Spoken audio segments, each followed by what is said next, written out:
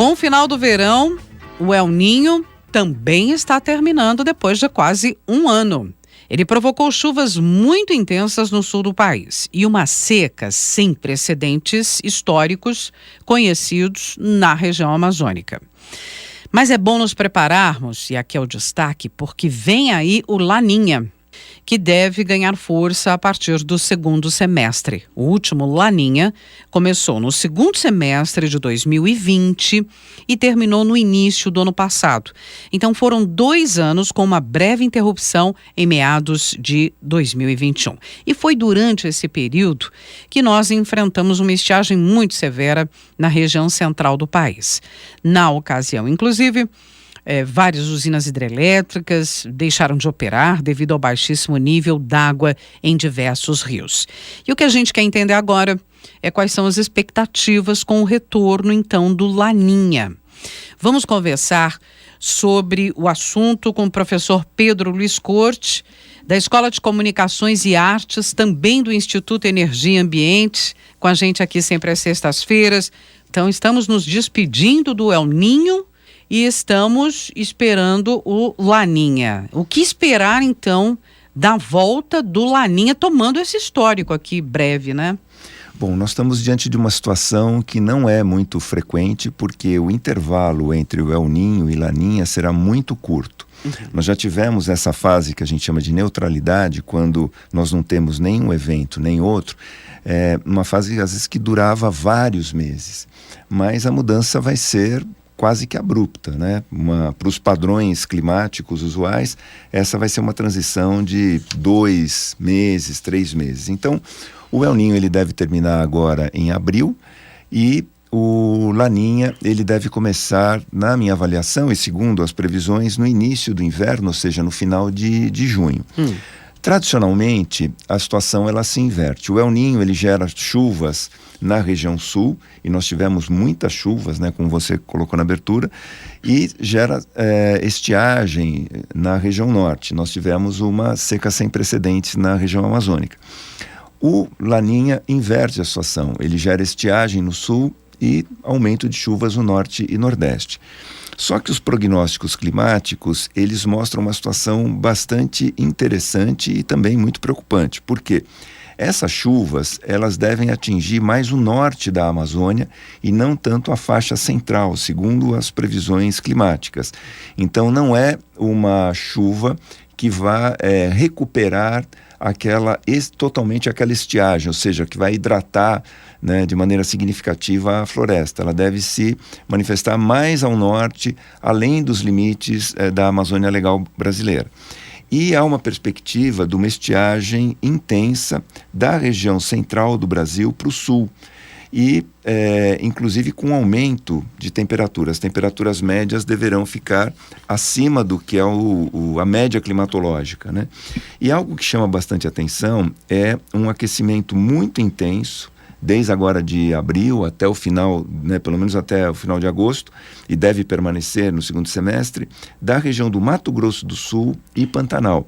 Então isso aumenta de maneira substancial a chance de que a gente tenha incêndios importantes na região do Pantanal.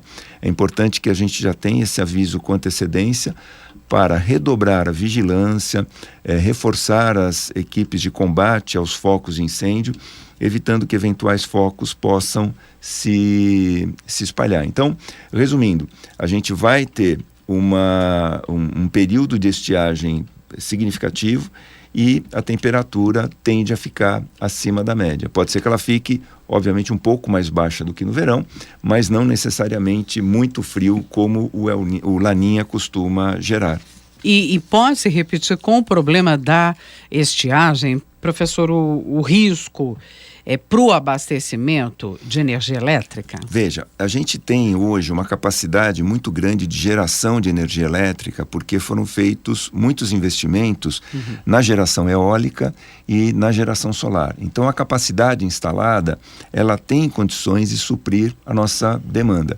Mesmo na hipótese de faltar água nas hidroelétricas, nós temos uma quantidade de termoelétricas que têm condições de atender a essa demanda. O problema hoje é que o consumo aumentou muito. Então, para se ter uma ideia, nós tivemos um pico de consumo em janeiro do ano passado, e o valor desse pico de consumo, hoje ele é praticamente a média do nosso consumo. Então, nosso consumo está bem acima do que foi há um ano.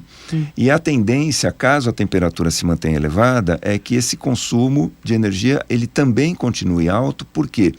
Por conta do calor, nós estamos usando mais ventilador, mais circulador, mais ar-condicionado, aparelhos, geladeira, freezer estão operando muitas vezes com potência máxima, e realmente o nosso consumo está muito elevado.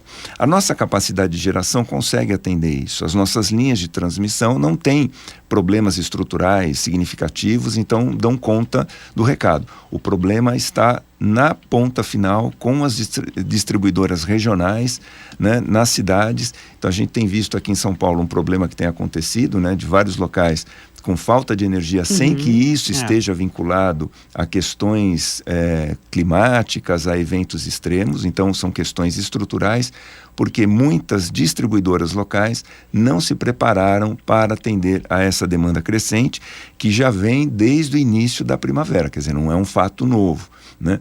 Então o problema pode ocorrer com faltas de energia localizadas, né? Não são apagões como a gente teve no início do século.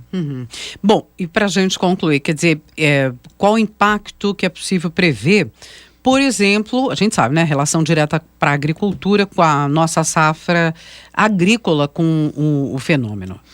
Então, veja só como as coisas mudam, né? A Confederação Nacional, a CNA, Confederação Nacional do Agronegócio, da Agricultura, tal, que na prática representa um braço operacional da bancada ruralista, ela se manifestou dizendo-se muito preocupada com a quebra de safra, agora na safra 2023-2024, por conta das questões climáticas, por conta das mudanças climáticas. Então, vários estados, segundo um levantamento da Exalc, né, de Piracicaba, vários estados, ou praticamente todos os estados que produzem soja, estão com quebra de safra, à exceção do Rio Grande do Sul.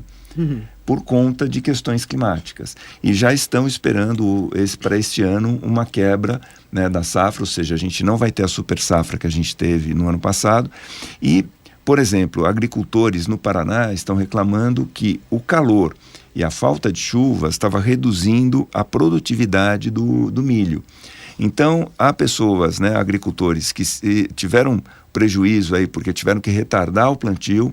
Outros não estão conseguindo colher no tempo certo por conta dessas questões climáticas. Então, o clima realmente tem impactado diversas áreas, inclusive a agricultura, e os próprios agricultores, o próprio setor do agronegócio reconhece essa questão climática.